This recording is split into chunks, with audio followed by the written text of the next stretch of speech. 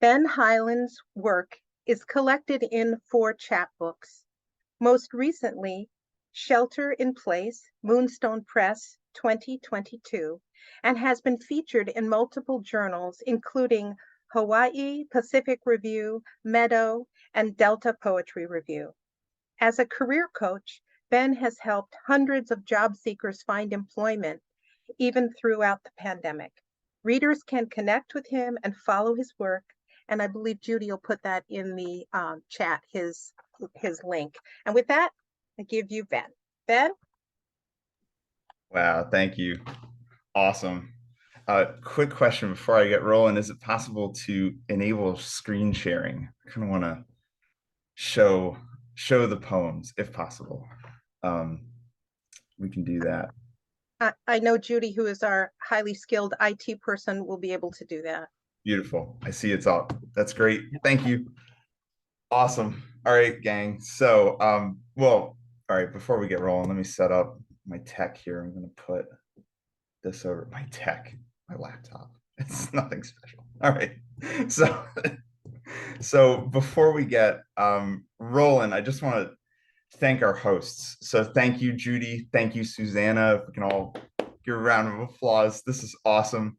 It's great to be here. I do want to give a big shout out to JC Todd as well. I mean, literally my whole professional life after I got to Rosemont is thanks to a lot of her assistance. And I wouldn't be here today if she didn't introduce this event to me and to Vernita. So and that's a good segue to also thank Vernita, who I read with. I looked back, I think we read in 2009 together. That's 14 years ago. It's great to see you, my friend. It's great to be opening for you. So I am thrilled to just kick back and watch Vernita do her thing after this. I also want to thank family, friends, everybody in the room for being here. It's great. Like, what better way to spend a Sunday afternoon? I love it. I also want to thank my poetry group. I saw Barb, Deborah, Jackie. There's also Cole and Shelly. All these poems are brought to you by them. So if good things happen, that's for them. If bad things happen, that's on me. And I have my only live audience member. This is my wife's hand, Maggie. My set list for today is 2 parts. So the first is going to be more experimental, newer stuff. And then the second is from my chapbook, which was referenced earlier. That's like the hits. So I'll read some of that later. I don't have funny poems or fun poems. So there you go. It's going to be a weird juxtaposition, but we'll get through it. For the first part, I'm wearing a very experimental mustache this month. So I'm going to read some of these experimental poems to complement the mustache. All right. And I feel like these poems are going to look better on a wall than in a book. So if you like these poems and you think you might know of an artist or maybe a very non-traditional publisher that might like them as well, I'm very open to collaborating. So we'll be sure to share my email address and stuff later as well. All right. So without further ado, I'm going to share my screen. Oh boy, this will be fun. Let me try this and not fail at it. Give me one sec. All right. Cool. Okay, I think that worked. Beautiful. All right, so thumbs up if you can see just the poem. Score. All right, great. Oh, we are off to a great start. So for this first poem, this is definitely more concrete, I believe. What's cool about this is you can see the poem is shaped in a long column. Every couplet here represents one vertebrae in the adult spine. And there's a giant stanza toward the bottom representing a spinal fusion in the L section. I happen to have one of those. So this poem is very real, very lived. So I hope you enjoy it. The other important thing to note before we jump into the poem itself is that the number I makes an appearance twice in this poem. The number I in mathematics is a real number multiplied by an imaginary unit. And I stole that idea from Joel Diaz Porter in his amazing book, Ideas of Improvisation. So without further ado, I'm going to zoom in very carefully. We are going to read this together. Okay. If you can't see can you guys see the top? Thumbs up if you can. Okay, cool. Thank you. This is called Prayer to Spinal Hardware. Let's spoon, my wife. Our math, the number I. A body bursts, fuses, left arm across her soft ribs, right arm, pulse, elbow down. Can you grant us summers? If so, how many? 30 or just one or none? Where do my knees go? Together or one forward? Her warm backside, its little pores heat and swell. Give me more minutes here. No mattress, dips or shifts. Let's solve this curve together. Bolt hexagonal, drilled to bone. What color are you? What shade? There's no deeper hug than your gun metal grip. We'll love this woman tonight. Perfect neck, pillow height, hips shifted, ready to crack. Tell me where our arc ends. You orbit, I can bend. Sweet. That's number one. We got two more. So I'm going to zoom out very carefully. It's a challenge of dexterity here. All right, next poem. Hurricane. So you can see it's kind of a concrete poem as well. Concrete poetry is poems that basically look like their subjects. There's more nuance to it than that. So, but here, this is the symbol for a hurricane. So I figured, why not read a Florida themed poem along the way? But the poem's topic is more when you look in the mirror and you see glimpses of someone else, family, friends, lovers, etc. So I'm going to read it first going to the left, and then I'll read it to the right, and then I'll do what I like to call a hat trick, and I'll read it left to right. Okay. Zoom in a little here. Hurricane. I'm only half drunk, noon, Tuesday, bar dream, sunless, where every face is yours. I'm only half shaved, chin tilted, mirror moon. My other face is yours. I'm only half drunk, shaved, noon, chin, Tuesday, tilted, bar dream, mirror, sunless, moon, where my every other face is yours. Cool. I'm getting brief live applause. It's fun. That's good. Okay, and so third experiment, that's it. No more experiments after this. What I did was I wrote this poem and then I went back to an older poem and took the concept to a whole different level. And I want to shout out also my other poet friend in the room who really helped me out with this. Bubba is here. Bubba, love you, man. Thank you. This is called Pam's Finger Trap. And I don't know if you folks, if you've ever played with finger traps, maybe in the past. For those who might not have, it's a piece of fabric and you can put your fingers in either end.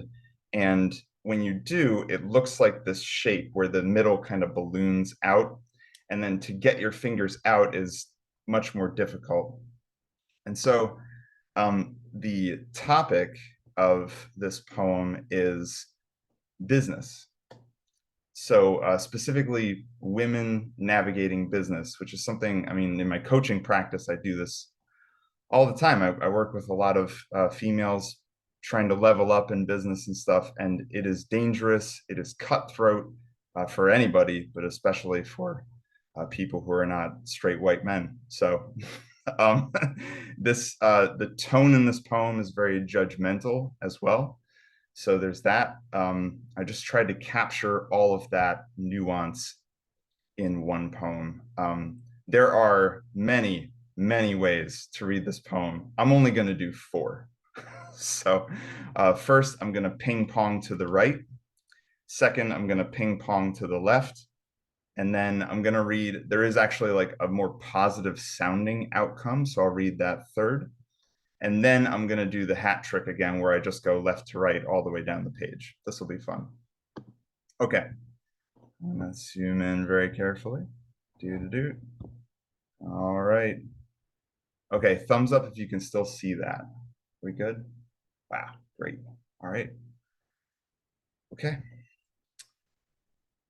Business major, ponytail, you, princess-ish, because privilege begets automatic success, lips sticky, random stairwells, skipping class, mistakenly damaged yourself, soaring high, streaked glass, Wall Street suits, laughing cufflinks, all diamond.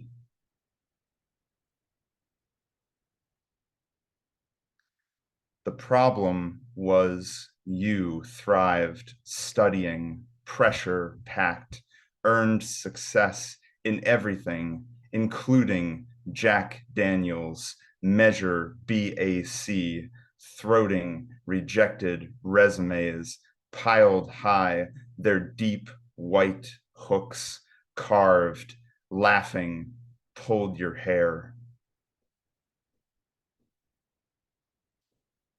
Now there is like a small positive one, so I'll read that. Okay. Business major, ponytail, you thrived, studying, pressure packed, earned success in everything, including college, timed critical thought, loving yourself, soaring high, streaked glass, Wall Street suits, laughing, cufflinks, all diamond. And number 4, this will be the left to right all the way down. Let's try it. This is fun. Business, the major problem. Ponytail was you, thrived, princess-ish, studying because pressure, privilege, packed, begets, earned automatic success, lips in, sticky everything, random, including stairwells, cars, college, Jack, skipping, avoiding, timed, Daniels, class, critical measure, mistakenly thought, conflicts, BAC, damaged, loving, until throating your rejected self, resumes soaring, piled high, their streaked, deep glass, white wall hooks, street carved suits, laughing, cufflinks pulled all your diamond hair. Okay. All right. That's it for the experiments. Anyway, thanks for being patient and going through that together. I hope if it worked, great. I'll share my email address later if you want to stay in touch. Again, if you know any artists or folks who might be interested in collaborating on these poems, I mean, they are definitely different. So so that's Pam's Finger Trap again. Okay, cool. So I'm going to move on to poems from this little guy. This is out of Moonstone Press, and it is it's basically all my best stuff. And I'm going to pick some hits from that. So Shelter in Place is the name of the book. And for the last set, I'm going to read 5 poems from here. This book is mainly about needing shelter and not having it. So I will start with the title poem. I'm gonna zoom in and stay zoomed in. Perfect. Cool. And the title poem features an injured rare bird in the wild under attack. Shelter in place. Do you feed a white peacock by hand or by hope? Hope he finds a peahen. Hope he can fly again to roost at night. My wife and I chose tap water and blackberries, watched him crash each flight, a white comet falling in Florida. By dark, he hid in our dense brush. By day, he fought and lost to the others, to the peacocks sensing weakness, needing to peck at it, weed it out. We built a wall of potted plants around our deck to hide him. We offered palms of scrambled eggs. Who owns the neighborhood stray? The board held an emergency meeting to decide if he dies, he dies. Animal control couldn't find a cage big enough. One random morning, we saw nothing. Hope for morning, hope for shelter. Even now, between the deck's wooden slats, we see whirled feathers, white eyes staring back.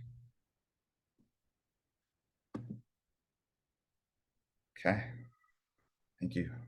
Speaking of shelter, I wrote this next poem after the Great Recession. My wife and I were in property management during the Great Recession, which was definitely tough on the soul, if you can imagine. And I never knew that this poem would still be relevant today, but it is. I'm sure there will always be times when it is. So I'll read it for you here. This is called Delivering the Eviction Notice, Christmas Eve. I wake some nights still slipping off his steps, Mr. Levitt, the rock salt spinning beneath my loafered feet. I'm forced to feel again the soft letterhead of his employment termination, a middle-aged man sobbing at my desk, the plastic calculator clicking in my hand, adding 3 months of late fees, gas charges, water, sewer, the constable's clammy handshake smacking as he gives me the terrible notice, the gift of consequence from a collapsing country. A heavy tape dispenser in hand as I scramble to make 4 long strands for Mr. Levitt's door, to fasten his present in the strangest blizzard, snow blowing sideways, then forward, then toward his cold steps. I see his wreath knocking, knocking, and I am close enough to begin my job, to be his neighbor or a delivery man. And the door handle clicks down, hot light washing outside. 3 little girls, hair bouncing, racing toward me.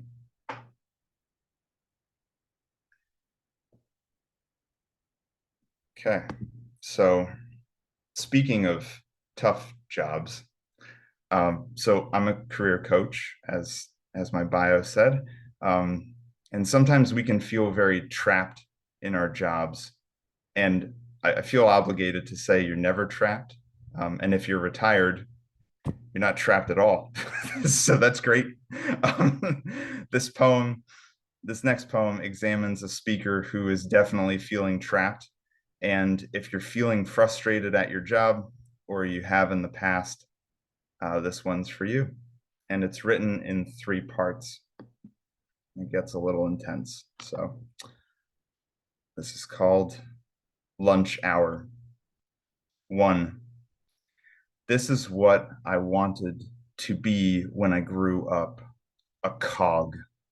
This is the room where souls are boiled, where brown mold cakes the coffee pot, where I listen to Linda and Dana one up each other for an hour, then masturbate to them in the company shower. This is the space where I unzip my sad pouch of food and display my meal in front of Lewis, who couldn't care less and doesn't say a word. 2. White shirts, black ties, an endless closet of white shirts and black ties, black slacks, black shacks, black shoes, black belts, black white boxer briefs, a slim suit on the street whited out by the corporate wheel. Mother, your son is a cubicle. Mother, they hold me in hell in a frozen Starbucks plastered to Satan's asshole, spinning and spinning. I drink and drink and I am never high enough. Mother, count the number of people I wanted to be. Count them and stand them before me. Make them drag me to the alley behind your house and gnaw at the back of my skull. Look at me. Tell me I have a soul. Tell me this white shirt is the mark of good, and your words will fall in the crease of a legal-sized manila folder to be filed, collect sediment, grow mold. 3. And this hour, oh, this hour will end. Oh, it will, and oh, will it be hell. And God, this hour is all I get, but oh, I will take it. Oh, I will eat. Oh, I eat, but God, I am never full. I am waiting, oh, waiting for nothing. Oh, just another hour spent at a particle board desk.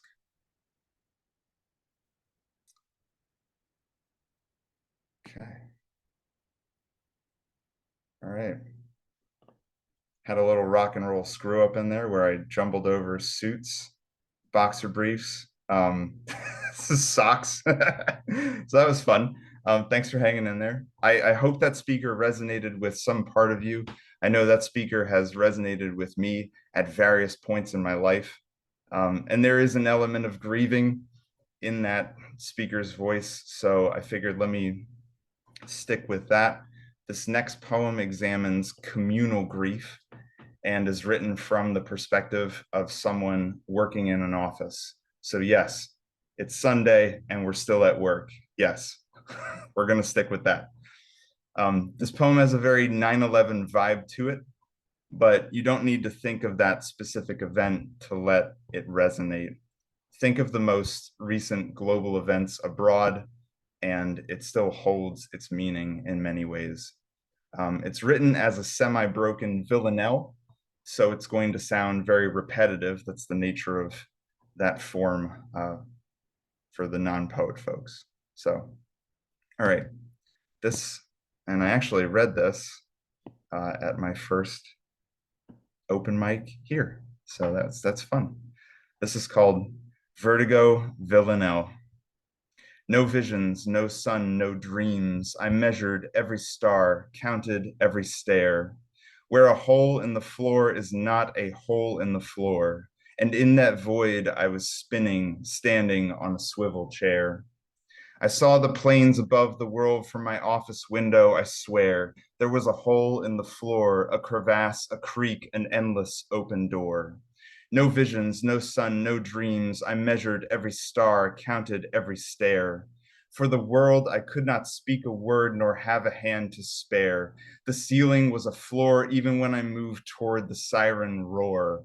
In the city, we were spinning, heaven bent to cradle air. The planes bent toward us too, and all I did is stare at a hole in the floor below the bottom, below the footsteps at the front door. No visions, no sun, no dreams. I measured every star, counted every stair. I learned how small the end of the world could be, how planes fall everywhere. All that remained was a deep hole in the middle of what was before. I was still a child, afraid to cross streets, spinning my mother's hair. Each day since, I wake on tarmac, I breathe sun fuel, I try a new prayer. Walls turn to rain, where I felt a door, it twists and exists no more. No visions, no sun, no dreams. I measured every star, counted every stare. I am spinning, watching heaven, and shaking in my chair.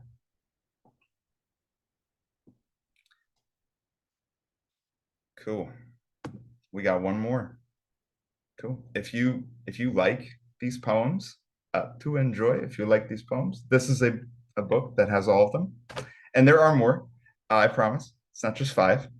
So the Moonstone Press pamphlet, Shelter in Place. No, there's I think 17 poems in here. It's really some of my best stuff.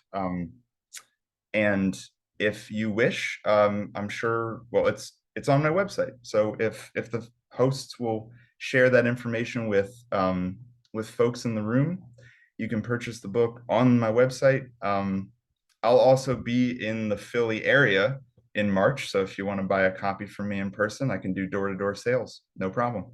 All right, so I wanted to thank again our hosts and everyone who came today. This is awesome. And we started this part of my reading with a bird. So I'm going to end with a bird. This poem faces loss head on, which hopefully is a very artful segue into Vernita Hall's poems. Again, I am so stoked to hear you read Vernita. So the message I'd like to share at the end here is just that we're all in this life together, friends. So please be kind to people, be kind to one another, and give each other some shelter. This is called Compacting the Sparrow. I love you. There it stares back at me. I did not take it to the forest, the highway, the creek. No allegory held what I held, only a metal dumpster near my apartment, a simple path across the parking lot, and the only grave I could imagine.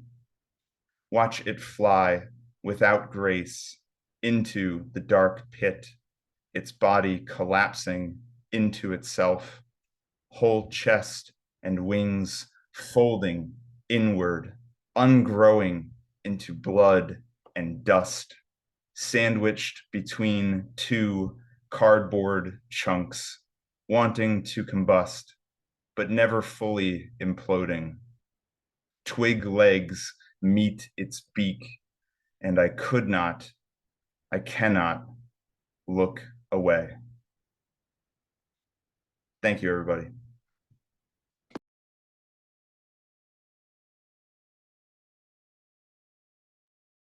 Thank you, Ben. Wow, that was exciting, and your really fresh and innovative poetry was really fun to watch, yet difficult to listen to, because it's, touched a lot of nerves. So thank you so much for reading for us. We really appreciate that. Thank you. All right. So we'll move on to Vernita. And now's the time to put your comments in the chat. It's open. So if you'd like to comment on Ben's reading, and I will introduce Vernita. Vernita Hall is the author of Where William Walked, Poems About Philadelphia and Its People of Color, winner of the Willow Books Grand Prize and Robert Creeley Prize, Marsh Hawk Press, and the Hitchhiking Robot Learns About Philadelphians, winner of the Moonstone Press Chapbook Contest. Her poems have appeared in Poetry, American Poetry Review, African American Review, Barrow Street, The Common, River Styx, Solstice, the Hopkins Review, Arts and Letters, and elsewhere. She holds an MFA in creative writing from Rosemont College and serves on the Poetry Review Board of Philadelphia Stories. And with that, I give you Vernita Hall. Vernita? Unmute. Okay. Hello, everybody. Ben, I love those experimental poems. Oh my God, man. Oh my God. I'm so glad you showed us the visual because I'm a visual person, and I wish I thought to be able to do what you just did, but I have to learn Zoom a little bit better for that. Thanks for joining us, everybody. And performance poets, Judy and Susanna, again, thank you so much for inviting us. It's a privilege. My first book was on Philadelphia history, and I'm working on a second book, which is maybe complete, maybe not. And its subject is endangered species, loosely interpreted. These first two poems I'd like to dedicate to children in peril, victims of war, family strife, or random acts of violence. The first is in a form called a contrapuntal, written in 2 columns. You can read the poem either vertically down each column or horizontally across the 2 columns. I'm going to read this one horizontally. And it was inspired by this photograph. That's a little boy, 3 years old, who looks like he's sleeping. I wish he were sleeping. This photograph was in a list of Time Magazine's 100 photos. I don't know why that keeps doing that, but okay. There we go. 100 photos, the most influential images of all time. And I was going through the list, and when I got to that photo, I stopped. I couldn't go any farther, and I knew I was going to have to write about it. The photo was taken in 2015 by a photographer named Niloufer Demir, and the poem will be coming out shortly in a journal called Obsidian. The little boy's name is Alan Kurdi. The Lost Boys. Let us pretend you lie here dead, asleep, wave-wafted 3-year-old beautiful boy, foam risen like Aphrodite, on the beach at Bodrum. Did the Greeks never name a god of grief? Listen, Alan Kurdi, still fully dressed for play, but your body limp as a puppet on dropped strings, one cheek pressed, one ear cupped upon the shore's sandy breast, as if listening for the heartbeat of the world.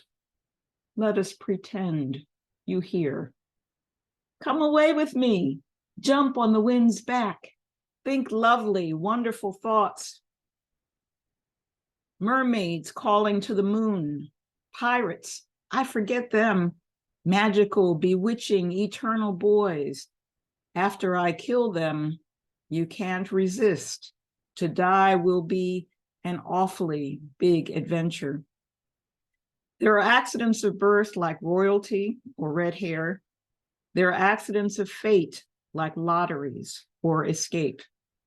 Perhaps all in life is accident, or all life, or the end of life.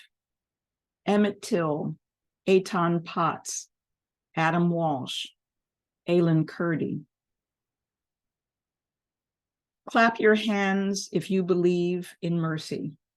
A tinkle of bells, sprinkle of fairy dust. The land of almost is second to the right at make-believe, and then nearer than straight on till happily ever after, the land of never. Let us have them back, freed from the shadows, or let us instead lie here, where we found you, or we never found you, or found part of you, or what they left of you, more spoiled children. You will never have to grow up either. Lost boys, you will almost live forever. We would never lie here. Let us pretend. The family of Alan Kurdi was fleeing the war in Syria when their rubber raft capsized within minutes of setting off the Turkish coast for the Greek island of Kos. 12 drowned, including little Alan, his mother, and his 5-year-old brother. Emmett Till, Eitan Potts, and Adam Walsh were murdered in the USA. And this poem, someone I've known, thank you, someone I've known for 30 years finally got around to telling me a story of her childhood. And I had to write about it. This is called Life Story, Trick or. My dad is not my dad, and he knew that. I was a treat from a trick my mother played while he crashed inside the joint from time to time. $15, food money, in and out. Dishwasher dad used to bounce me off his knee at the joint where he worked till his heart washed out so suddenly. Not dad used to bounce me off the walls. When I was 4, Mom gave me to Miss Edna, who craved a little girl, loved me safe 2 years till the welfare bounced me back, threatening her check with a missing child, rescued me. 1 husband, 9 kids, 7 ghost not dads. Anyone could go crazy. Not dad found not mom once he had to put our mom away. None of us caught mom's schizophrenia exactly, but a little madness plays a long way out. Childhood is supposed to be magical. So we called this trick family and survived it all just by pure fucking magic.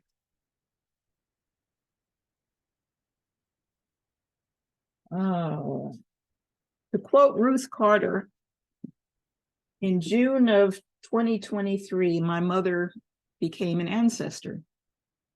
She was 88 and we were very close. So I did what Tripita Mason spoke of in one of her poems. I poemed my pain. A group of 5 of these lost poems was just accepted by American Poetry Review. So I guess they struck a chord with somebody. This one is in a form called a pantoum, and it's titled Morituri, which means those who are about to die. I would have booked her departure by overnight express, but her leaving was by slow train, making all the stops. Another woman, over 1,001 nights, expressed by unfinished stories her silent plea, more time. Pulling out all the stops she conjured until a king's black heart blushed. Please, time, unfinish this story. Silence the crows lingering in the linden tree, who conjure kingdom come till a heart's last blush. I don't know where she's going. Crows linger on the limbs of the linden, waiting like phantom pain at the cutoff end. You know what's coming. In fairy tales, you close the book happy after every story. But this wait at the end, no phantom, the cutting pain of her leaving, alone on that slow train. If I could have happily ever after storybooked her departure, I would have.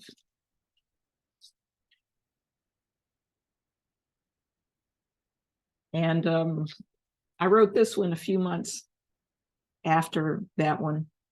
If you drop molten glass into cold water, the balls cool very suddenly into these hard little nodules with a long tail.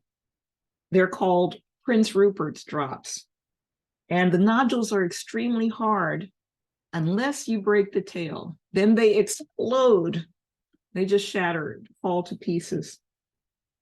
And that image seemed to work for this first Christmas without mom. First holidays are especially rough.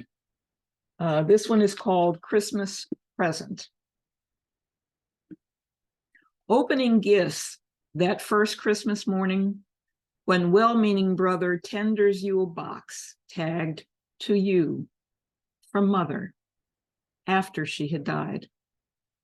Something begins to throb, like after the day all 4 of your wisdom teeth got excised, and the elephant in the room sits on your face as you try to smile. So all you can feel is wads of bloody gauze, where something that used to be part of you was ripped away. Christ! You can't begin to swallow any of this. But behind brother's eyes, something burns, like tears of molten glass Prince Rupert's drops. So you take the box and you hold it together. For this holiday and all the ones to come, like a fragile Fabergé egg with its hollowed out cavity, where you hide inside treasured tokens, a lock of hair, her picture, a tiny chair.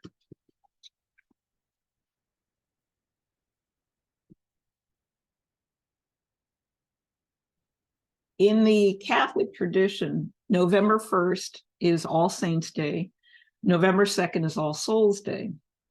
In Hispanic tradition, especially in Mexico, they celebrate this as Dia de los Muertos, or the Day of the Dead. On November 1st, they honor the spirits of departed children, and November 2nd is for adult spirits. They believe the spirits of the dead are closest to the earth during that time, which is just a wonderful thought. I used this celebration in a screenplay that I wrote over the summer, or rewrote, right after I took an excellent 6-week course in screenwriting taught by Amanda Arista as part of Rosemont's Writer Studio.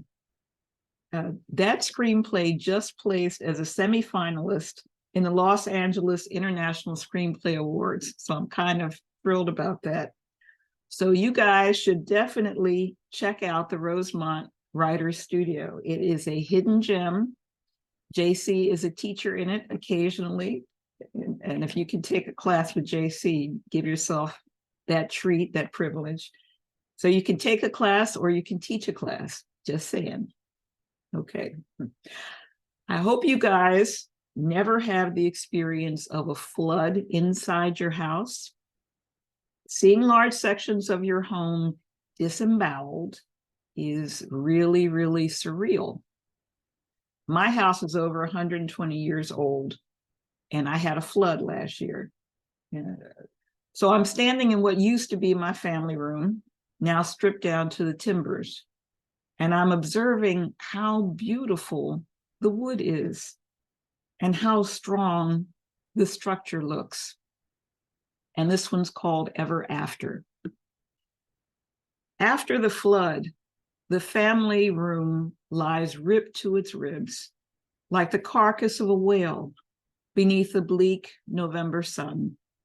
Bared bones bleaching on powder white sand of plaster dust, sheeting the unsanded oak floor, brown and scraped and worn as an old monk's knees. 3 more large former rooms similarly cored. In the aftermath of this Job-kissed life gone south, or what passes for life after nearly everyone you've ever loved has headed north, you ask the void, why not après moi le déluge, after me the flood? Yet the house's ancient skeleton was overbuilt. Thick stone walls, timbers 3 by 10, deep as ancestral prayer, dark and wizened as Granny, 90, resolutely sweeping her sidewalk, or Dad holding upright, nailing double shifts at minimum wage. This old house and I, We've got good bones. Bones and dust, all that's ever after. So see me rise again, one-eyed in the land of the blind. Architect yet another resurrection. Brush off what I must, because even an old broom pushes forward.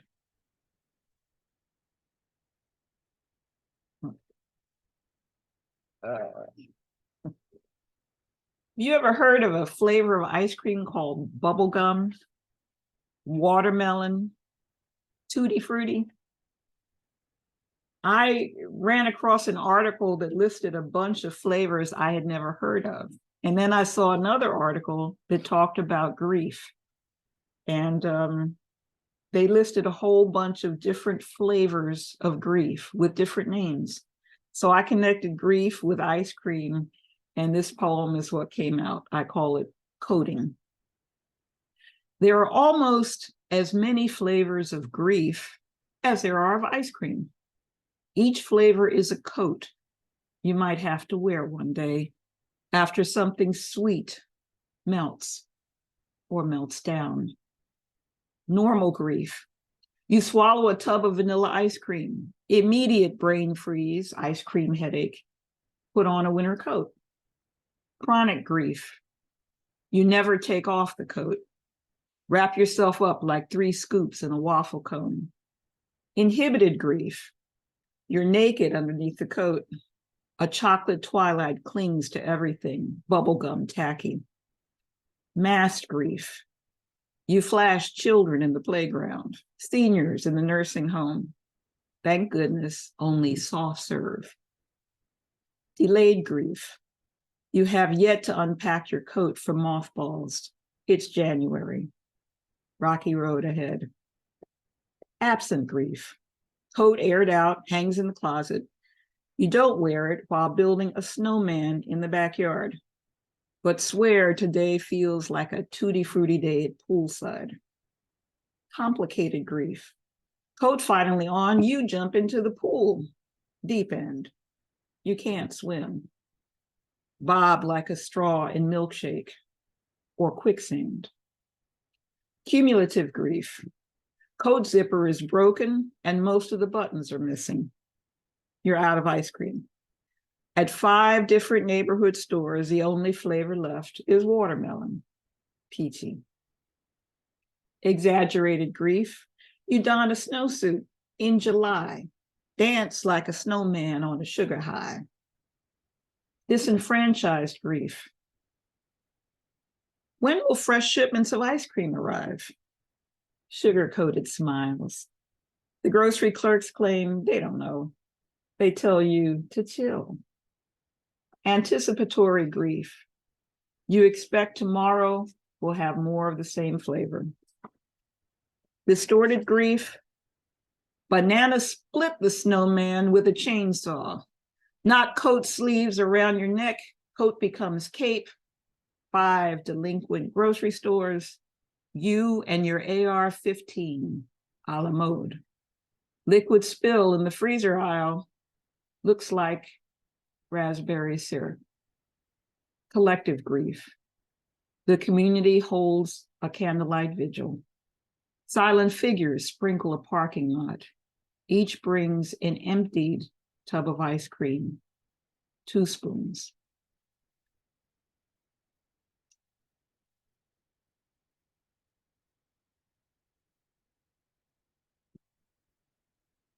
This is a tribute to one of the most famous mothers in the world. Did you know that Queen Elizabeth II and Tony Bennett had a lot in common? They did. He had a crown. He was crowned citizen of the world by the United Nations. And they both ruled at the top of their game. And this one's class act at 96. She was born a queen in waiting. He was born in Queens in 1926, my dad's same birth year. He reigned the crooner prince of clubs. She ruled queen of hearts for the 7-decade span of both careers. Royal standard definition, uncommon commoner musician. Both were veterans of the second greatest war. She pledged us a life in service. He was crowned citizen of the world. Elizabeth and Tony, a tour de force. Though you're retired from the scene, you'll never truly leave the stage. A pair of global actors, you set the tone, making and breaking records across cultures for an age. Sleep now, dearies, to the bagpipes skirl and drone. We'll style you stars in that last blockbuster show. You're the top, old troopers, a tough act to follow. I had been, oh, thank you. I'd been hoping for a sign from my mother, a message from the great beyond. So on All Souls Day, I decided it was time to go through her handbag. And she had a pouch in there. Got it someplace. So I'm not sure where I put it. She had a plastic pouch that she kept her, there it is. She kept her septic key card in. And when I took her card out, I found that there was an image, I don't know if you can't see it, but part of her photograph came off on the plastic. And it was like a ghostly image. And I slid my new septic key card into the plastic sleeve, and my picture lined up perfectly with hers, right behind her picture. So my picture is a little distorted. Hers is a little bit distorted. And the shirt that she's wearing in this picture is hanging over the chair in my bedroom. I brought it from her house because it fit me and I don't waste anything. And it reminded me that even after loss, even after trauma, we still go on. We're changed. She's changed. She's not here in the same way. But we go on. We continue. And I thought that there's food there for a writing prompt, for reflection, how we go on after loss and trauma. And that's the theme of my last poem, How We Go On. It's called Rocky Love, and it's a form called a shadorma. A rock fell for a tumbleweed. She was sharp, but he cut such a dashing figure. Wind dancer, moon walker, prince charmer. Night owl warned, woo, but he played her siren song, then rolled out with morning mist, blew her off like dust. Yet she grew under pressure, turned diamond soft, a new face from each of her teardrops, like dew in sun, sparkling. And I echo Ben's wish for kindness, and I love that thought that he shared. Give shelter to somebody. It can be spiritual, emotional, physical. Happy holidays, everybody, and thanks for inviting us into your homes today. Thank you. Vernita, thank you. Thank you so much for your powerful and heartfelt poetry. I am especially grateful for your grief work with the poetic form. I needed to hear a lot of what you read today, so I appreciate that very much. Now's the time to put your comments in the chat for Vernita, if you would.